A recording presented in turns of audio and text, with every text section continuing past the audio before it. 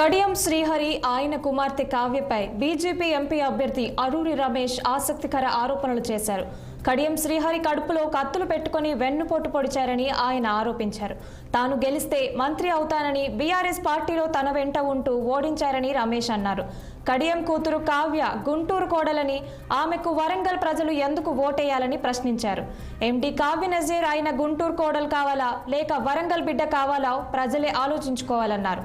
పార్టీని, ప్రజలను, దళితులను మోసం చేసిన కడియం శ్రీహరికి ప్రజలే తగిన బుద్ధి చెప్తారని ఆయన అన్నారు.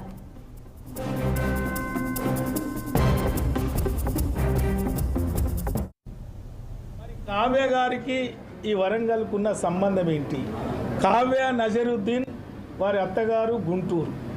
మరి ఆ గుంటూరు వాసికి వరంగల్ పార్లమెంటు టికెట్ ఏం అవసరం? మరి దయచేసి మహమ్మద్ కావ్య నజరుద్దీన్ ఎందుకు ఇక్కడ ఈ ప్రజలు ఓటు వేయాలి? నేను మీ బిడ్డగా, ఇక్కడ పుట్టి పెరిగిన బిడ్డగా, ఈ ప్రజల మధ్యలో ఉన్న బిడ్డగా, ఈ ప్రజల మధ్య కష్ట సుఖాలు పంచుకున్న బిడ్డగా, మరి నేను ఒకటే మనవి చేస్తున్నా, మరి గుంటూరు వాసి కావాలా మీ బిడ్డ కావాలా? ఒకసారి మీరు ఆలోచన చెయ్యాలి.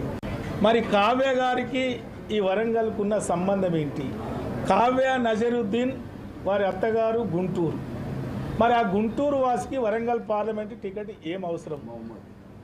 మరి దయచేసి మహమ్మద్ కావ్య నజరుద్దీన్ ఎందుకు ఇక్కడ ఈ ప్రజలు ఓటు వేయాలి? నేను మీ బిడ్డగా, ఇక్కడ పుట్టి పెరిగిన బిడ్డగా, ఈ ప్రజల మధ్యలో ఉన్న బిడ్డగా, ఈ ప్రజల మధ్య. ఇక దీనిపై మరింత సమాచారం మా ప్రతినిధి కృష్ణ అందిస్తారు. Thank you Shana.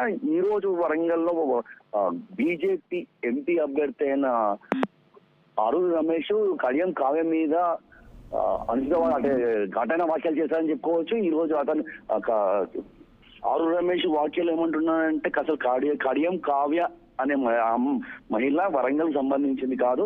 తల్లిగారు వరంగల్లో ఉన్నారు కానీ అత్తగారు మాత్రం గుంటూరు. ముస్లిం అబ్బాయిని పెళ్లి చేసుకొని ఈ గుంటూరులో ఉండాల్సిన అమ్మాయి ఇక్కడ నుంచి పోటీ చేయడం తగదు, ఆమెకు ఓటు వేయద్దు అని చెప్పేసి ఆర్ రమేష్ అంటున్నాడు. అంతేకాకుండా కడియం శ్రీహరి మీద కూడా వ్యాఖ్యలు చేశాడు. కడియం శ్రీహరి అనే వ్యక్తి టీడీపీలో మంత్రి పదవి చేశాడు, బీఆర్ఎస్ లో మంత్రి పదవి చేశాడు. అతనికి పదవులు లేకుంటే ఉండలేడు. ఎస్సీలకు వచ్చే రిజర్వేషన్లన్నీ అతని వల్ల నష్టపోతాము, ఎస్సీలకు వచ్చే ఫలాలు అందాయి అని చెప్పేసి ఘాటుగా వ్యాఖ్యలు చేశాడు.